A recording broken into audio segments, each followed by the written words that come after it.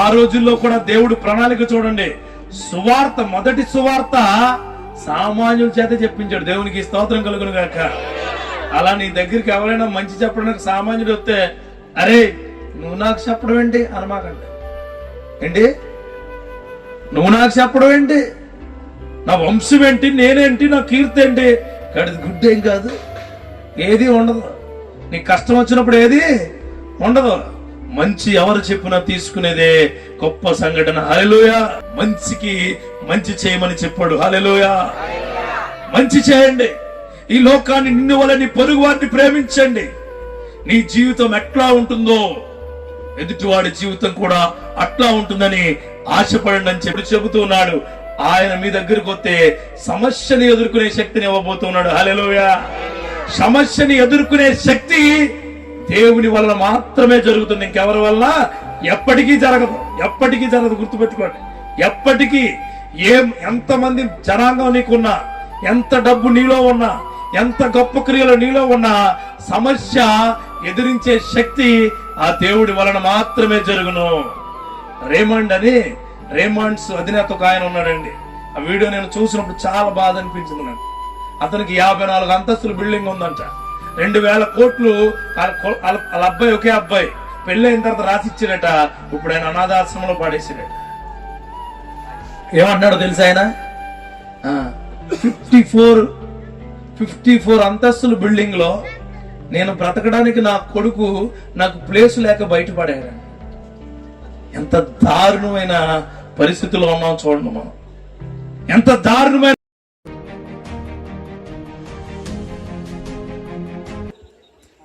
ఈ లోకాన్ని సృష్టించాడు. ఈ లోకంలో ఉన్న ప్రతి శక్తిని తన నోటి ద్వారా సృష్టించి అన్నీ కూడా మనల్ని ఆస్వాదించమని చెప్పి ఉన్నారు. ప్రపంచం ఆవిర్భవించిన దగ్గర నుంచి కూడా ఈ ప్రపంచంలో చాలా సంఘటనలు జరుగుతూ ఉన్నాయి. చాలా సంఘటనలు మనకు తెలిసిన కొన్ని బిగ్ బ్యాంగ్ థియరీ అవ్వచ్చు, టైటానిక్ షిప్ మునిగిపోవడం అవ్వచ్చు, లేకపోతే 26/11 టెర్రరిస్ట్ అటాక్ అవ్వచ్చు, ఇండియాలో పార్లమెంట్ మీద అటాక్ అవ్వచ్చు, అలాగే మన రాష్ట్రంలోకి వస్తే గొప్ప నాయకులు చనిపోవడం కావచ్చు, లేకపోతే గొప్ప నాయకుల్లో ఇంట్లో మంచి సంఘటనలు కావచ్చు, గొప్ప గొప్ప కార్యాలు కావచ్చు. అలాగే మన ఈ కోనసీమలో తీసుకుంటే 96 తుఫాను కావచ్చు. ఇలా కొన్ని సంఘటనలన్నీ కూడా మన మైండ్ లో గుర్తుండిపోయినాయి.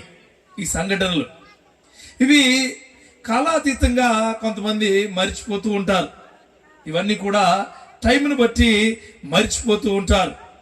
కానీ 2000 సంవత్సరాల క్రితం ఆ దేవుడు తన ప్రియ కుమారుణ్ణి ఈ లోకానికి పంపించిన సంఘటన ఎవరు మర్చిపోలేనిది. హల్లెలూయా. ఈ సంఘటన మన జీవితాలకి ఏ విధంగా ఉపయోగపడుతుంది, మన జీవితాలను ఏ విధంగా ప్రభావితం చేస్తుందో ఈరోజు తెలుసుకుందాం. ఆదికాండం వస్తువులోకి, ఆదికాండంలో దేవుడు లోకాన్ని సృష్టించాడు తన నోటితో. సూర్యచంద్రులను సృష్టించాడు, ఆకాశాన్ని సృష్టించాడు, భూమిని సృష్టించాడు, చెట్లను సృష్టించాడు, పక్షులను సృష్టించాడు. తీరా అయిపోయిన తర్వాత నరుడిని సృష్టించాడు. నరుడికి ఒక పేరు పెట్టాడు, నారి. మళ్ళీ తన పక్కటెముకల్లోంచి ఒక ఆమెను తీసి మరలా ఆమెకు ఒక పేరు పెట్టాడు, వాళ్ళకు వనం ఇచ్చాడు. ఆ సంఘటనలు కూడా కొంత గొప్ప సంఘటనలు ఏమి కాదు. తర్వాత జనాలందరూ బ్రతకమంచే వాళ్ళ పాపం చేసి ఉన్నారు. ఆ పాపం కూడా గొప్ప సంఘటనలుగా మనమేమి చెప్పుకోలేదు. తరువాత నోవాహు జలప్రలయం వచ్చినప్పుడు నోవాహు వాడ కట్టి ఉన్నాడు. ఆ వాడలోకి అందరినీ రమ్మన్నాడు. నోవాహు కుటుంబం ఒకటే వచ్చి రక్షించబడింది. అది కూడా గొప్పదేమి కాదు. తర్వాత అబ్రహాముని, నేను చెప్పిన ప్లేస్ కు వెళ్ళు, అక్కడికి వెళ్తే నీ జీవితం బాగుంటుంది, నీ కుటుంబం బాగుంటుంది, నువ్వు ఆశీర్వాదానికి వారసు జనాంగానికి తండ్రిగా ఉంటావని చెప్పాడు. అది కూడా అంత చెప్పుకోదగ్గ సంఘటన ఏమీ కాదు. తర్వాత ఇస్సాకు పెళ్లి జరిగింది. ఇస్సాకును బలిమ్మన్నారు. అయిపోయిన తర్వాత మోషే నీకేం తెలియదు అంటున్నావు. నేను ఎన్నుకున్నాను అంటే మోషే బాబు నాకేం తెలియదు, నన్ను వదిలిపెట్టే అన్నాడు. అయినా సరే మోషేని ఇశ్రాయేలు ప్రజలు, అప్పుడున్న రాజు ఇబ్బందులు పెడుతూ ఉన్న ఇశ్రాయేలు ప్రజలను నడిపించాడు. అది పెద్ద సంఘటన కాదు. కర్ర పట్టుకో అంటే కర్ర అయింది, కింద పడితే పామైంది. అదిగో ఆ యొక్క నీళ్ళలో పెడితే నీళ్లు రక్తముగా మారిపోయింది. ఇదిగో ఈ ఎర్ర సముద్రాన్ని రెండుగా చీలుస్తూ ఉన్నాను. ఇదిగో తెగుళ్లు పంపించే యొక్క ఫరో యొక్క సైన్యాన్ని చుట్టూ ఉన్నదాన్ని నాశనం చేస్తూ ఉన్నాను. అవి కూడా పెద్ద సంఘటనలుగా ఈ భూ ప్రపంచం మీద నిలవబడలా. తర్వాత కొన్ని రోజులు అయిన తర్వాత మోషే చనిపోయాడు.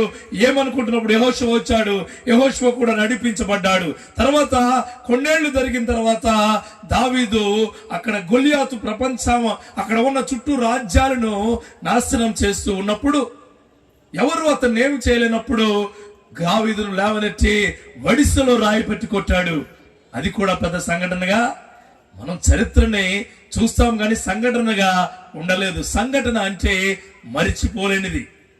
సంఘటన అంటే మనల్ని ఒక స్థాయి నుంచి ఇంకో స్థాయికి తీసుకువెళ్ళేది. సంఘటన అంటే మనము మన జీవితాంతం గుర్తు పెట్టుకుని వెళ్ళేది.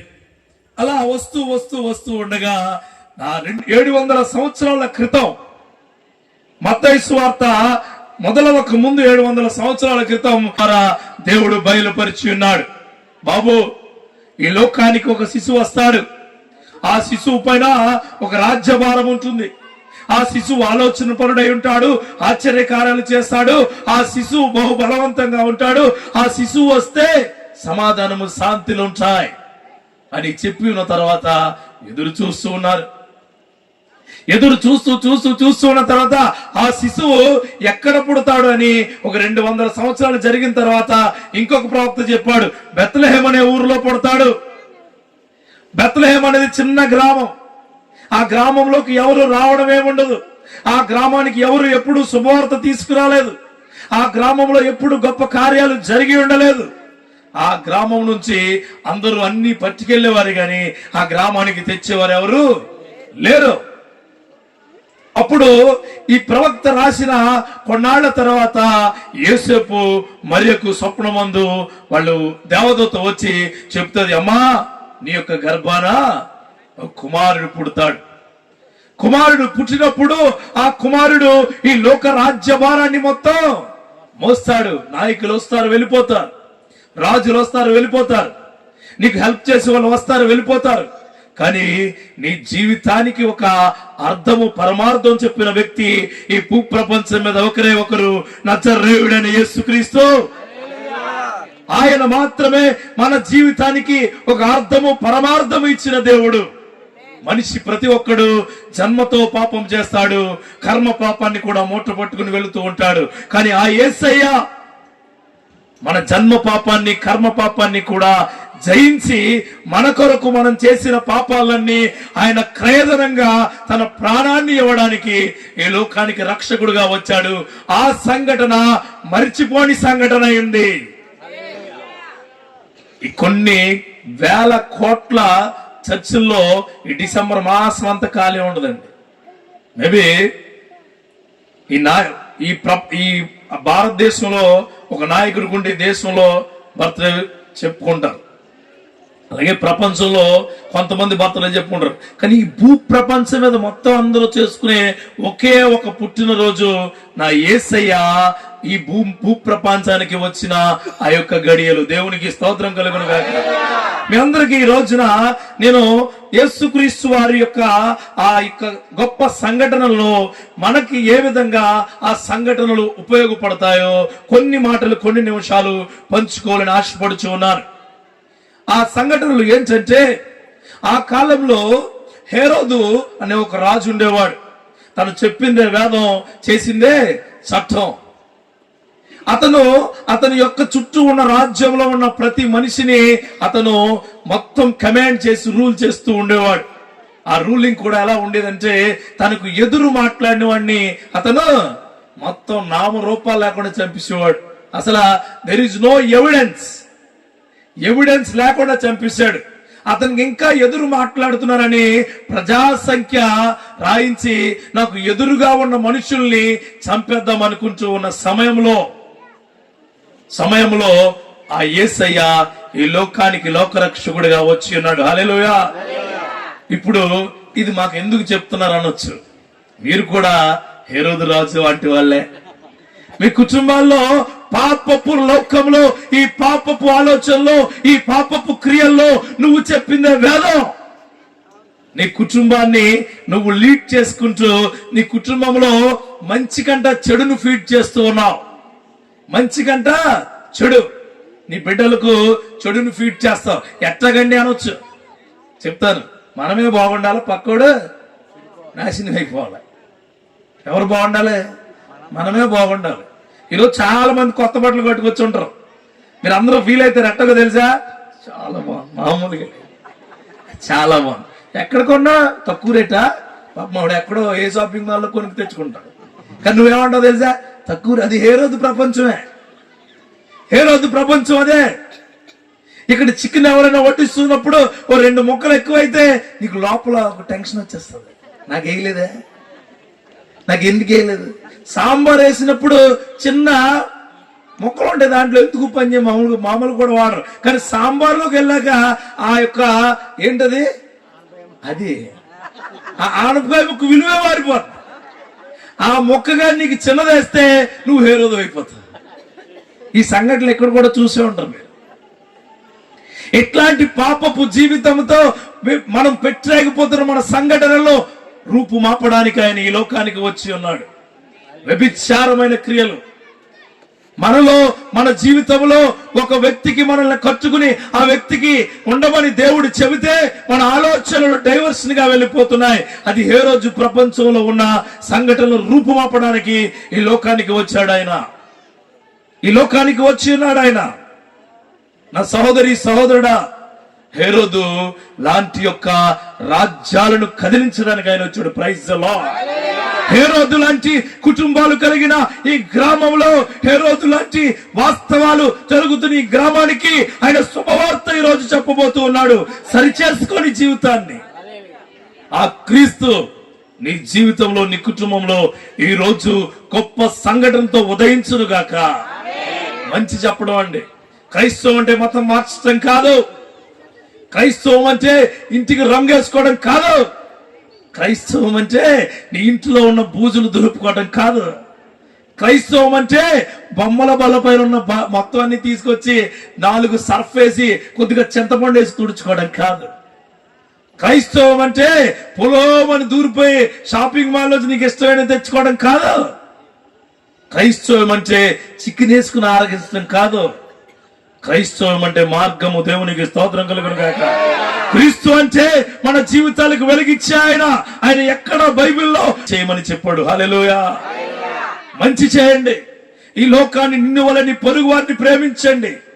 నీ జీవితం ఎట్లా ఉంటుందో ఎదుటివాడి జీవితం కూడా అట్లా ఉంటుందని ఆశపడండి అని చెప్పాడు. హల్లెలూయా. ఈ రోజున ఒక లూకాసు వార్త 2వ అధ్యాయంలో కొన్ని మాటలు ఉంటాయి. అక్కడ చదువుదాం చూడండి. ఆ దినములలో మొదటి వచనం నుంచి, సర్వలోకమునకు ప్రజా సంఖ్య రాయవలనని కైసరు ఐగుస్తు వలన ఆజ్ఞాయను. ఇది కురేనియు సిరియా దేశమునకు అధిపతి ఉన్నప్పుడు జరిగిన మొదటి ప్రజా సంఖ్య. అందరూ ఆ సంఖ్యలో రాయబడుటకు తమ తమ పట్టణములకు వెళ్ళిరి. ఒక్కసారి మత్తయి సువార్తకు వద్దాం. మత్తయి సువార్త 2వ అధ్యాయంలో మొదటి రాజైన హేరోదు దినములు యందు యూదయ దేశపు బెత్లెహేములో యేసు పుట్టిన పిమ్మట, ఇదిగో తూర్పు దేశపు జ్ఞానులు యెరూషలేముకు వచ్చి, యూదుల రాజుగా పుట్టినవాడు ఎక్కడ ఉన్నాడు? తూర్పు దిక్కున మేము నక్షత్రమును చూచి ఆయన పూజించవచ్చిదేమని చెప్పిరి. అప్పుడు రాజుగారి మాటలు చూడండి. హేరోదు రాజు ఈ సంగతి వినినప్పుడు అతడును అతనితో కూడా యెరూషలేము వారందరూ కలవరపడిరి. ఈరోజు నీలో ఉన్న పాపాన్ని ఏలే రాజు కలవరపడిపోతున్నాడు. హల్లెలూయా. నీలో పాపాన్ని ఏలుబడవుతున్న ఆ తాగుడు కలవరపడిపోతుంది. నీలో పాపాన్ని ఏలుబడి అవుతున్న ఆ సిగరెట్ బానిసత్వము కలవరపడబోతుంది. యూదులు రాజుగా పుట్టినవాడు ఎక్కడ వెరిసి ఎక్కడున్నాడు? ఆయన ఎక్కడున్నాడు? అక్కడ ఎక్కడ కదా నీ హృదయంలో ఉన్నాడు. యేసు నామములో చెబుతున్నమాట. అక్కడ ఎక్కడ ఉన్నాడు ఆయన నీ హృదయములో. ఈ రోజు ఈ రాత్రికాల సమయము, ఈ క్రిస్మస్ ఆరాధన, ఈ మరణాత టెంపుల్ వారు నిర్వహించే క్రిస్మస్ ఆరాధనలో మా వాక్కు ద్వారా మీ హృదయంలోకి రాబోతూ ఉన్నాడు. నమ్మండి, నమ్మండి. శక్తివంతమైన మాటలు నీ హృదయంలో నాటుకును గాక. కలవరపడ్డారటండి. నిజమే, కలవరంతే. ఇంట్లో రోజు నువ్వు చేసే పాపభూయిష్టమైన పనులు ఒక్కరోజుగా ఆగిపోవాలంటే కలవరంతే. మరి ఎదుటి వ్యక్తుల దగ్గరికి వెళ్ళి వీళ్ళ మీద వాళ్ళ మీద చాడీలు చెప్పాలంటే కలవరంతే. మరి ఎదుటి వ్యక్తి యొక్క మొహం చూసి నువ్వు పక్కకు తిరిగి కాండ్రించి ఉమ్మూస్తే ఆ వ్యక్తి నీ జీవితాన్ని ప్రేమిస్తున్నాడంటే కలవరంతే. మరి కలవరంతే. ఈ క్రిస్మస్ పర్వదినాన దేవుడు నీకు చెబుతూ ఉన్నాడు, నీ పాప భూయిష్టమైన రాజ్యము కదిలించబోతూ ఉంది. హల్లెలూయా. ఎన్నో క్రిస్మస్లకు వచ్చి ఉండొచ్చు, ఎన్నో వాక్యాలు ఉండొచ్చు. నువ్వు క్రీస్తు నేడు పుట్టిన హల్లెలూయానే, పశువుల పాకలో పుట్టాడని, చిన్న బిడ్డ పొత్తిళ్లలో నుంచి ఓ బిడ్డ వచ్చాడని, ఆ బిడ్డ వచ్చాడని మనం అందరం తప్పట్లో కొట్టుకుని క్రీస్తు నేడు పుట్టిన హల్లెలూయా అని చెప్పుకుంటూ, ఇంటి పైన స్టార్ ఎట్టుకుంటూ, ఇంట్లో పిండి వంటలు చేసుకుంటూ, ఇంటి చుట్టూ లైటింగ్ పెట్టుకుంటూ, బయటకు వచ్చి బట్టలు వేసుకుంటూ, అదే దరిద్రమైన హృదయంతో, అదే పాపమైన హృదయంతో హల్లెలూయా అని చెప్తే నీ పాపం విడుదల కాదు. కొత్త బట్టలు వేసుకోపోయిన పర్లా, స్టార్ పెట్టుకోపోయిన పర్లా, ఇంటి చుట్టూ లైటింగ్ పెట్టుకోపోయిన పర్లా, ఆయన వాక్యము నీ హృదయంలో ఉంటే అది క్రీస్తు నీకు ఆశీర్వాదకరంగా మారబోతూ ఉంది. హల్లెలూయా. ఇక్కడ చాలా, ఇప్పుడు మీరు ఎవరికైనా కొత్త బట్టలు కొనిచ్చారా? కొత్త బట్టలు కొనిచ్చా నేను ఒకరికైనా హల్లెలూయా చెప్పండి. ఎందుకు ఇస్తామండి? ఇవ్వం. చిరిగిపోని ఇస్తాం. చిరిగిపోవాలి కదా. చిరిగిపోని కూడా ఎవరు ఇప్పుడు? చిరిగిపోయి కూడా గ్యాస్ తొడ్డానికి, ఇల్లు తొడ్డానికి, చివరికి బాత్రూమ్లు తొడ్డానికి వాడుతున్నారు తప్ప ఎవరికి ఇవ్వట్లే. ఇంతకు ముందండి, ఇంతకు ముందు కొద్ది బాగున్న వాళ్ళు కొద్ది కింద స్థాయి వాళ్ళకి వాళ్ళ పిల్లల బట్టలు అన్ని ఇచ్చేవారు. ఇప్పుడు ఇచ్చిన ఈడేసుకోవట్లేదు, ఇల్లు పెరిగిపోయి. ఇప్పుడు ఇచ్చినా ఈడేసుకోడు. అది క్రీస్తు ప్రేమనో లేకపోతే మనిషి యొక్క లోపల ఉన్న సహృదయంతో ఇద్దామన్నా వీడు అసలు ఏమనుకుంటున్నావు నువ్వు? మేము కొనుక్కోలేమని కాదు, నేను ప్రేమతో ఇచ్చాడు. ప్రేమతో ఇచ్చాడు అంటే నువ్వు వాడిని నేను వాడాలా? నువ్వు వాడిని నేను, మరి ఆడు వాడిని పాపం నువ్వు వాడలా? ఆడు చూసిన సినిమా నువ్వు చూడలా? వాడు చేసిన తప్పడడుగులు నువ్వు వెయిట్లా? అందరూ సిట్టింగ్ వేసి గ్లాసులన్నీ పెట్టుకుని థమ్సప్ తాగట్లా? అట్లా ఉండవు మనకు భేదాలు. పాపాల్లో ఏ భేదం ఉండదు, పాపాల్లో ఏ భేదం ఉండదు. కానీ మంచి చేసే దాంట్లో మాత్రం భేదాలు వచ్చేస్తాయి. హేరోదు రాజుకు కూడా అదే వచ్చింది. చూడండి, జ్ఞానులు, గొప్ప జ్ఞానులు వచ్చి ఆయన దగ్గర మాట చెప్తుంటే ఆయన ఏమంటాడో చూడండి. కాబట్టి రాజు ప్రజాయాజకులను, ప్రజల నుండి శాస్త్రులను అందరినీ సమకూర్చి, భయమేస్తుంది అయ్యగారికి. చూడండి, కొంతమందికి చర్చికి వెళ్తానంటారు ఇంట్లో వాళ్ళు మంచి కోసం. ఇంట్లో ఈయన ఉంటాడు, రోజు ఫుల్ వేసి వచ్చేస్తాడు. ఈయన వెళ్తే బాగోదు, మరి ఎందుకు భయమేస్తుంది, మరి మానిపించేద్దామో అని వెళ్తే భయమించేస్తుంది. కొంతమంది ఉంటారు, నేను చర్చికి అన్ని మారిన తర్వాత వస్తాను. ఎప్పుడు మారదో తెలిసిమే, గోతులోకి వెళ్ళాక మారదు, అప్పటి వరకు మారదు. చాలా మంది మార్పు, నేను ఇలాగే ఉంటా మారను, అలా ఉంటా ఇలా ఉంటా అంటే కుదరదు. సమాజం ఒప్పుకోదు, దేవుడు ఒప్పుకోడు. హల్లెలూయా. నువ్వు ఇలాగే ఉంటానంటే కుదరదు. పరిస్థితులను బట్టి, మనుషులు బట్టి, క్రియలు బట్టి, మనకున్న అవైలబిలిటీస్ బట్టి మనిషి మార్పు ఉండాలి. ఆ క్రియల్లో దేవుడు నిన్ను నడిపించును గాక. ఏ రోజు ఆయన అనుకున్నదే జరుగుతుంది. కానీ ఫస్ట్ టైం అందరినీ పిలుస్తున్నాడంట అయ్యగారు. ఎందుకు? నీకు అందరూ ఎప్పుడు గుర్తొస్తారో తెలుసా? మీ చుట్టాలు అందరూ ఎప్పుడు నీకు కష్టం వచ్చినప్పుడు, నీకు కన్నీళ్ళు వచ్చినప్పుడు, నువ్వు మొత్తం దిగజారిపోయినప్పుడు అప్పుడు చెప్తావు అందరికీ, అక్క నీకు తెలుసా అని మొదలెడతావు. మరి నువ్వు బాగా రైమని తిరిగినప్పుడు మంచి చేసేవాడు గుర్తురాడు, వాళ్ళకి మంచి ఇచ్చేవాళ్ళు గుర్తురారు.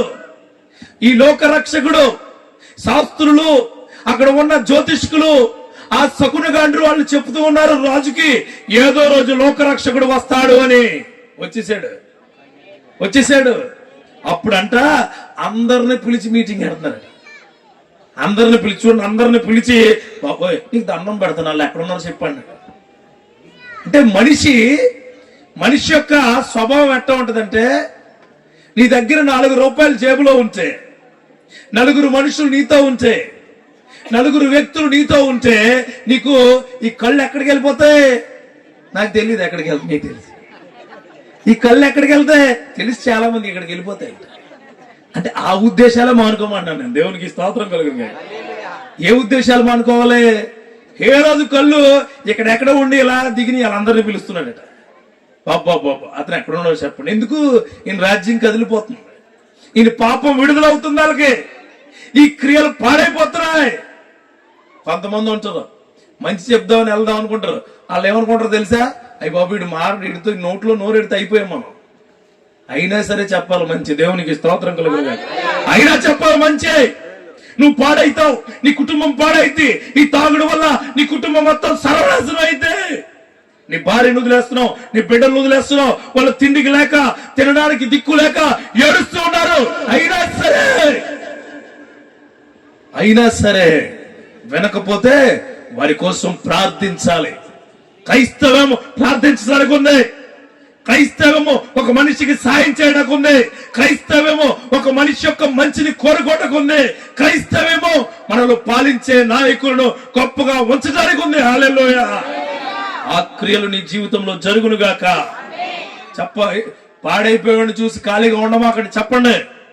ఈ రోజు చెప్పండి. అలాగా ఎవరైనా ఇల్లు తెగజారిపోతూ ఉంటే అది క్రీస్తు ఇచ్చిన ప్రేమ చెప్పడమే. ఎవరైనా ఇల్లు పాడైపోతూ ఉంటే, ఒక కుటుంబము నానాటికి దిగజారిపోతూ ఉంటే వెళ్ళండి వారికి. నీ తీరు మార్చుకో, నీ యొక్క క్రియలు మార్చుకో, నీ పరిస్థితులు మార్చుకో. ఆ దేవుడు నీ కుటుంబానికి గొప్ప కార్యం ఇస్తున్నాడని చెప్పాలి. కానీ మీరేమనుకుంటారు తెలుసా? పోనండే పోతే బాగుండదు. ఏంటంట పోతే అలా ఉన్నాడికి అలా పోనవండి యేసుక్రీస్తు లోకానికి వచ్చేవారా? నీకోసం నా కోసం ఆయన ప్రాణాన్ని ఇచ్చేవారా? ఎవరండి? చూడండి హేరోదు. ఇక్కడ హేరోదు దగ్గర ఇంకో మనస్తత్వం చూడండి. కిందకి వెళ్ళాక ఆయన అంటాడు వాళ్ళందరిని పిలిచి, జ్ఞానులు వస్తే జ్ఞానులు పిలిచి, బాబు ఆయన ఎక్కడున్నారు ప్లీజ్ చెప్పరా. ఎందుకు? చూడండి భయంతో ఆ జ్ఞానుల దగ్గర ఒక అబద్ధం ఆడతాడు అయ్యగారు. చూడండి కిందకి వెళ్ళండి ఒకసారి. 7వ వచనం. ఆ నక్షత్రం కనబడిన కాలము వారి చేత పరిష్కారముగా తెలుసుకుని మీరు వెళ్ళి ఆ శిశువు విషయమే జాగ్రత్తగా విచారించుకుని తెలుసుకొనగానే నేరును వచ్చి ఆయన పూజించినట్లు నాకు వర్తమానం తండ్రి వారిని బెత్లెహేముకు పంపిరి. నమ్మక ద్రోహి, మామూలు ద్రోహి కాదు. మన దగ్గర కూడా ఉంటారు అలాంటి వాళ్ళు. మనల్ని ఫుల్గా నమ్మింటారు, చివరికి ముంచిపడేస్తారు అంతే. హేరోదు లాంటి మనస్తత్వం నీలో ఉందేమో. హేరోదు యొక్క రాజ్యము కదిలించబడుతూ ఉంది. ఈ రోజున అట్లాంటి క్రియలు నీలో ఉంటే చాలా మంది అంటారు, నీ దేవుడు నిన్ను కాపాడుతాడంటే యేసుబాబు అంటే నాకు చాలా ఇష్టమండి. మా అబ్బాయి పేరు కూడా యేసుబాబేనండి. కానీ యేసుబాబు గారు తండ్రి ఎక్కడ ఉంటారండి? ఆ బుడ్డి షాప్ దగ్గర ఉంటారు. యేసుబాబు అంటే నాకు చాలా ఇష్టం అండి. మీకు ఇంకో విషయం తెలుసండి, మరియాని ఆవిడనే పెళ్లి చేసుకున్నానండి నేను. మరియాట ఆవిడనే పెళ్లి చేసుకున్నానంటే ఈయన. ఇంతకీ యేసేపు చాలా గొప్పవాడు. హల్లెలూయా. యేసేపు చాలా గొప్పవాడు. తన భార్య మీద నిందపడుద్దని, తన భార్య ఇబ్బందులు పాలవుద్దని, తన భార్య ఎక్కడ అందరూ కొట్టి చంపేస్తారు అని చెప్పి దూత మాట విని ఆవిడ్ని కంటికి రెప్పలా చూసుకున్నాడు. హల్లెలూయా. అట్లాంటి యేసేపు లాంటి భర్తగా ఉండాలి నువ్వు. ఏదో ఆళ్ళ మెప్పు కోసం నేను చాలా బాగా చూసుకుంటానండి నా భార్యని అనమాకండి. నీలో ఉన్న అట్లాంటి పాపపు క్రియలు ఈ రోజు కదిలించబడును గాక. హల్లెలూయా. హల్లెలూయా. చూడండి, అట్లాంటి క్రియలు నీలో ఉంటే దేవుడు అవి తీసి పడేస్తాడు. అంటే పాపపు సంఘటనలను ఆ దేవుడు నీ జీవితంలోంచి తీసివేయబడును గాక. చెత్తగా అయిపోయిన మన జీవితాన్ని, చిత్తు కాగితం అయిపోయిన మన జీవితాన్ని గొప్పగా తయారు చేయడానికి ఇలాంటి సభలు జరుగుతూ ఉన్నాయి. 1వ తారీఖు లాంటి హేరోదు లాంటి కుటుంబాలు ఇక్కడ ఉంటే, అలాంటి రాజ్యాలు కలిగిన కుటుంబాలు ఇక్కడ ఉంటే అది తుడిచివేయబడును గాక. రెండవది 6-7 వచనాలు లోకాసు వార్త. వారెక్కడ ఉన్నప్పుడు ఆమె ప్రసవ దినములు నిండెను గనుక తన తొలిచూలు కుమారును కని పొత్తిగుడ్డలతో చుట్టి సత్రములో వారికి స్థలము లేనందున ఆయన పశువుల తొట్టెలో పరుండబెట్టెను. ఇక్కడ రెండోది సంఘటన ఏంటంటే నిశ్శబ్ద సంఘటన. నిశ్శబ్దంగా జరిగింది ఆయన జననం. హల్లెలూయా. నిశ్శబ్దం. ఈ రోజు రేపు బర్త్డే అనుకోండి, ఈ రోజు బ్యానర్లు కడేస్తారు. ఇది సాధించింది ఏముండదు. మళ్ళా పెద్ద ఫోటో వేస్తారు. పెద్ద ఫోటో, పెద్ద కేక్ కట్ చేస్తారు. ఎవరికి? మన ఇంటి దగ్గర కుర్రలు ఉంటారు, చూసారు మీరు? ఈ మధ్య నీ బ్యానర్లు పిచ్చి చాలా పడేసుకుంది. వీడు సాధించింది ఏమి ఉండదు. వీడికి మాత్రం ఊరు అంత బ్యానర్లు కట్టాల. మళ్ళీ ఆ బ్యానర్ కింద వాళ్ళ ఫ్రెండ్ పేరు అయిపోతే అనుకుంటేస్తాడు. ఎందుకు? నీ జీవితానికి ఏం ఉపయోగమై? నీ తల్లిదండ్రులు నీకు ఫీజులు కట్టి, నీ తల్లిదండ్రులు కష్టపడి కన్నీరు చెమట కార్చి నిన్ను కాలేజీలో పెట్టి చదివిస్తే, అసలు నీవు పుట్టేటప్పుడు నీ తల్లి చనిపోయేంత బాధపడి ఉంటది. చనిపోయేంత బాధ తెలుసా? ఒక స్త్రీ తన ప్రసవ వేదన చాలా దారుణమైన ప్రసవ వేదన. అర్థమైందా? కానీ నువ్వు నిశ్శబ్దంగా చేసుకోవేది. ఎలా చేస్తావు? హంగు ఆర్భటాలు. ఈ మధ్యకాలంలో మరీ దారుణం. మిడ్ నైట్ వస్తున్నారు, కేక్ కట్ చేస్తున్నారు, ఒకరిని పేడేసి కొట్టేసుకుంటారు. పేడలు నెక్స్ట్ కేకులు, తిండా కేక్ తెచ్చుకుని మొఖానికి రాసుకుంటారు. ఎవరికి అర్థం కాదు. తిండాకి మనకి ఏది ఉపయోగించాలో ఏది ఉపయోగించకూడదో తెలియని సంఘటనలో ఇప్పుడు యూత్ ఉన్నారు. చాలా జాగ్రత్త. ఇక్కడ మాటలు వినేవాళ్ళు. నీకు ఇబ్బంది కలిగితే అది ఖచ్చితంగా కలుగుద్ది. హల్లెలూయా. Praise the lord. నీ జీవితం మారబోతుంది. అంతే అంతే. నిశ్శబ్ద సంఘటన జరిగింది ఆయన పుట్టుక.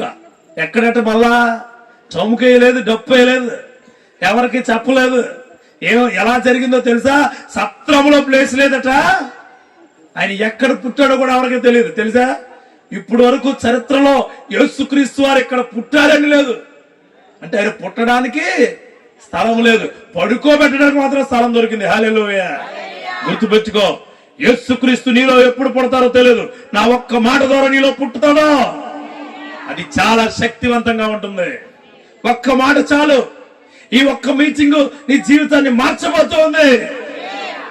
ఆయన నిశ్శబ్దంగా నీలో పుడతాడు. మంచి ఎప్పుడు నిశ్శబ్దంగానే జరుగుద్ది. అర్థం? శబ్దం ఉండదు మంచికి. కానీ చెడుకి చూడండి, భార్య భర్తలో ఎంతో అన్యోన్యంగా ఉన్నారనుకోండి, ఎవరికి వినపడం మంచి. అదే ఇద్దరు బాగోదు మరి అంటే అయిపోయా. లోపల నుంచి డబుల్ డాల్బీ డీటీఎస్ సౌండ్లు వినపడతాయి బయటికి.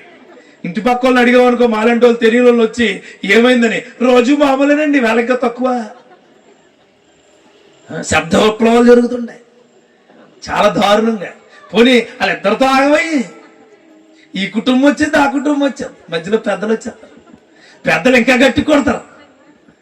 అంటే నువ్వు అన్నావా అని ఉంటావు. నువ్వు అన్నావా? యేసుక్రీస్తు పుట్టినప్పుడు ఏం లేవండి. నిశ్శబ్దంగా. హల్లెలూయా.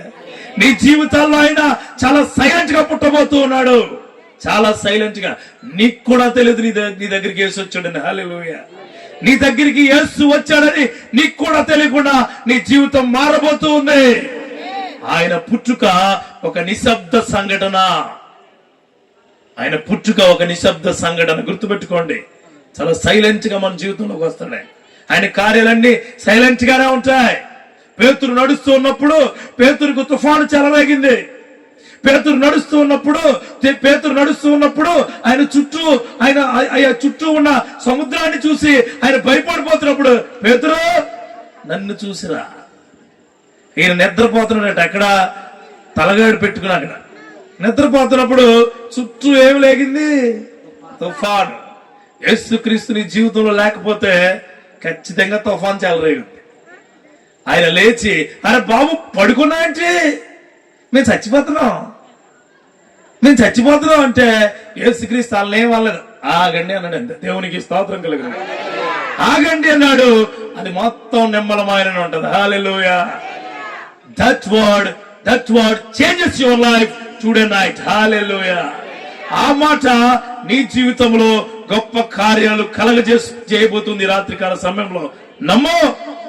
నీ జీవితం ఎలాంటిదైనా సరే, నీ పాపపు జీవితము ఎలాంటిదైనా సరే, తాగుడుకు బానిసయ్యావా, లేకపోతే వ్యభిచారానికి బానిస అయిపోయావా, లేకపోతే లవ్ అడిక్ట్ అయిపోయావా, లేకపోతే నీ భార్యను వదిలేసి నీ ఇష్టానుసారంగా బ్రతుకుతున్నావా?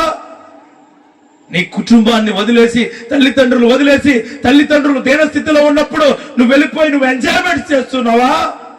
నీ జీవితంలోకి యేసు రాబోతూ ఉన్నాడు. అది గొప్ప సంఘటన నీ జీవితంలో అవ్వబోతుంది. హల్లెలూయా. రెండోది, ఇక మూడో సంఘటన చూద్దాం. 8-9 వచనాలు చూడండి. ఆ దేశంలో కొందరు గొర్రెల కాపరులు, ఈ చెల్లి ఉంది కదా, నాకు క్రిస్మస్ మీటింగ్ మూడోది అనుకుంటా, చెప్పు వెంటనే బైబిల్ తెస్తారు. God bless you. నిజంగా ఆ కృప ఉండడం చాలా, మనం కూడా అట్లా ఉండాలి. మనం బైబిల్ తీర్థులోకి ఇది సర్దుకోవాలి, అది సర్దుకోవాలా, బ్యాగ్ తీయాలి, పెట్టాలా, పెట్టి మళ్ళీ ఏంటి వాక్యం, ఈ లోపల నేను చదివేస్తాను, ఏంటి వాక్యం, అలా ఉంటాను. ఎలర్ట్ గా ఉండాలి. అయ్యగారు ఇందాక చెప్తూ చిట్టుబాబు గారు అన్నారు, డిసిప్లిన్ గా ఉండాలి. దేవునికి స్తోత్రం కలుగును. ఎక్కడ డిసిప్లిన్ గా లేకపోయినా దేవుడి దగ్గర డిసిప్లిన్ గా ఉంటే అన్ని చోట్ల వచ్చేది. Praise the Lord. దేవుని దగ్గర పొద్దున లేచిన వెంటనే నువ్వు ప్రార్థించుకోవడం నేర్చుకోవాలి, అది డిసిప్లిన్. ఈ రోజు నేను చేసే ప్రతి పనిలో దేవుడు ఉండాలి అనుకోవడం డిసిప్లిన్.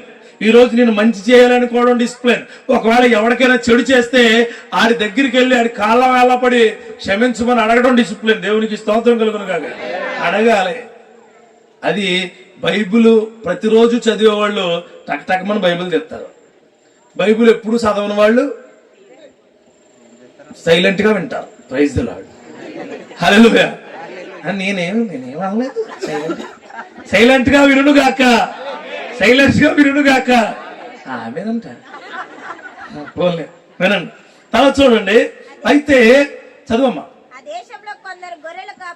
గొర్రెల కాపరులు పొలంలో ఉండి రాత్రి వేళ తమ మందను కాచుకొనుచు ఉండగా ప్రభుదూత వారి వద్దకు వచ్చి నిలిచాను. ప్రభు మహిమ వారి చుట్టూ ప్రకాశించినందున వారు మిక్కిలి భయపడిరి. అయితే ఆ దూత, భయపడకుడి, ఇదిగో ప్రజలందరికీ నువ్వు కలగబో మహా సంతోషకరమైన సువర్తమానమును నేను మీకు తెలియచేయుచున్నాను. అంటే దేవదూతలు ప్రకటించే సంఘటన. హల్లెలూయా. ఇప్పుడు ఇక్కడ ఎంతమంది వచ్చారు కదా, ఎంతమంది వచ్చారు. కష్టాలు కన్నీళ్లు లేవా, ఇబ్బందులు లేవా, అనారోగ్య సమస్యలు లేవా, ఆర్థిక సమస్యలు లేవా? మీ అందరికి నేను చెప్తాను, భయపడకుడి, మీకు మహా గొప్ప కార్యము జరగబోతూ ఉంది. అది కదండి, అందరికీ జరగబోద్దండి, నాకేనండి ఆలోచన మానే. దేవదూత చెబుతూ ఉంది నీకు విజయం రాబోతుందో అని. వాళ్ళు ఆ గొర్రెల కాపరులు అప్పటి వరకు విజయాన్ని చూడలే, అప్పటి వరకు మనుషుల మధ్యకి వెళ్ళా, అప్పటి వరకు గొప్ప కార్యాల వైపు వాళ్ళు ఎప్పుడు వెళ్ళలేదు. కానీ వాళ్ళ దగ్గరికి దేవదూత వచ్చిందంట. దేవునికి స్తోత్రం కలుగును గాక. ఇది గొప్ప సంఘటన. అనామకులైపోయినా ఏమీ తెలియని వ్యక్తుల దగ్గరికి ఎవరు వెళ్ళారు? దేవుని దూత వెళ్ళి ఉంది. ఈరోజు నీ జీవితం కూడా అందరూ వదిలివేయబడి, అందరి చేత మాట్లాడబడి, అందరూ కూడా వాడి పడేసి నిన్ను అవమానపరిచి ఉండి ఉన్నావేమో. ఇదిగో సువార్తమానం నీకు వచ్చినది. హల్లెలూయా. భయపడకుడే, నీ జీవితాన్ని దేవుడు శక్తివంతంగా ఉంచబోతూ ఉన్నాడు. భయపడకుడే. ఈ రోజుల్లో యూత్ ఎగ్జామ్స్ అని భయపడిపోతున్నారు. రేపు ఎగ్జామ్స్ ఉంటే వార్తలు వెళ్ళకపోతున్నాం. అసలు పెళ్ళయ్యారండి ఇద్దరు నవదంపతులు, నిన్న కాక మొన్న చదివాను. సినిమాకి వెళ్ళొస్తూ మాట బండి ఎక్కినప్పుడు ఏమనుకున్నారో తెలియదు. వాళ్ళు ఇద్దరు దూకి చచ్చిపోయారు గోదావరిలో. అంటే వాళ్ళ జీవితం 7 రోజులు అయిందంట, అంతే, 7 days. అంటే ఇలాంటి మనుషులు మన మధ్యన కూడా ఉన్నారు. రకరకాల ప్రాబ్లమ్స్, రకరకాల సమస్యలు. కానీ ఆ దేవుడు చెబుతూ ఉన్నాడు, ఆయన మీ దగ్గరకు వస్తే సమస్యని ఎదుర్కొనే శక్తిని ఇవ్వబోతున్నాడు. హల్లెలూయా. సమస్యని ఎదుర్కొనే శక్తి దేవుని వల్ల మాత్రమే జరుగుతుంది, ఇంకెవరి వల్ల ఎప్పటికీ జరగదు. ఎప్పటికీ జరగదు, గుర్తుపెట్టుకోండి. ఎప్పటికీ ఎంతమంది జనాంగం నీకున్నా, ఎంత డబ్బు నీలో ఉన్నా, ఎంత గొప్ప క్రియలు నీలో ఉన్నా, సమస్య ఎదిరించే శక్తి ఆ దేవుడి వలన మాత్రమే జరుగును. రేమండ్స్ అధినేత ఒక ఆయన ఉన్నాడండి. ఆ వీడియో నేను చూసినప్పుడు చాలా బాధ అనిపించింది నాకు. అతనికి 54 అంతస్తుల బిల్డింగ్ ఉందంట. 2000 కోట్లు వాళ్ళ అబ్బాయి, ఒకే అబ్బాయి, పెళ్ళైన తర్వాత రాసిచ్చాడట. ఇప్పుడు ఆయన అనాథాశ్రమంలో పాడేసాడట. ఏమన్నాడో తెలుసా ఆయన? 54 అంతస్తుల బిల్డింగ్ లో నేను బ్రతకడానికి నా కొడుకు నాకు ప్లేస్ లేక బయటపడాడండి. ఎంత దారుణమైన పరిస్థితుల్లో ఉన్నాం చూడండి మనం. ఎంత దారుణమైన అటువంటి తల్లిదండ్రులు ఉండొచ్చు ఇక్కడ. చాలా రోజుల నుంచి తల్లి తండ్రి నీకు నీ కొడుకు ఫోన్ కూడా చేయట్లేదేమో, దేవుడు చెబుతూ ఉన్నమాట, భయపడకు, ఆ దేవుడే నీకు తోడు. నీ బిడ్డను నీ దగ్గరికి చేర్చబోతూ ఉన్నాడు. హల్లెలూయా. నీ బిడ్డ నీ దగ్గరికి వచ్చి అదే ప్రేమను త్వరలో కనపరచబోతూ ఉన్నాడు. హల్లెలూయా. నమ్ము, ఈ సువార్తమానం నీకే. భార్య, నీ భర్త నీతో చాలా రోజులుగా ఇబ్బందికరంగా ఉంటూ ఉన్నాడేమో, నమ్ము. భయపడకు, నీ జీవితం కోసం భయపడకు, నీ బిడ్డల కోసం భయపడకు, నీ కుటుంబం కోసం. ఆ దేవుడు నీ కుటుంబంలో గొప్ప కార్యాలు చూపించబోతున్నాడు. నమ్ము, నమ్ము. ప్రకటిస్తూ ఉన్నాను నేను, ఆ సంఘటనను ప్రకటిస్తూ ఉన్నాను. అన్నా మీరు చెప్తే అవుద్దా, నేను చెప్తే అవుద్దా, ఆయన ప్రేరేపిస్తే అవుద్ది. Praise the Lord. మేము చెప్తేది కాదు, కానీ ఆయన చెప్పున మేము చెప్తే అయ్యునుగాక. నమ్మండి, నమ్మండి. ఇక్కడ ఈ యొక్క గ్రామంలో గొప్ప కార్యాలు వెలవబోతూ ఉన్నాయి. దేవునికి స్తోత్రం. హల్లెలూయా. ఇక ఇంకొక మాట చూద్దాం. 10-11 చూడండి. 10-11 వచనాలు. అయితే ఆ దూత, ఇదిగో ప్రజలందరికీ కలగబో మహా సంతోషకరమైన సువర్తమానమును నేను మీకు తెలియచేయుచున్నాను. దావీదు పట్టణమందు నాడు రక్షకుడు మీ కొరకు పుట్టి ఉన్నాడు, ఈయన ప్రభు అయిన క్రీస్తు. నేను పదే అంటూ ఉంటాను, డాక్టర్ పని ఏంటి?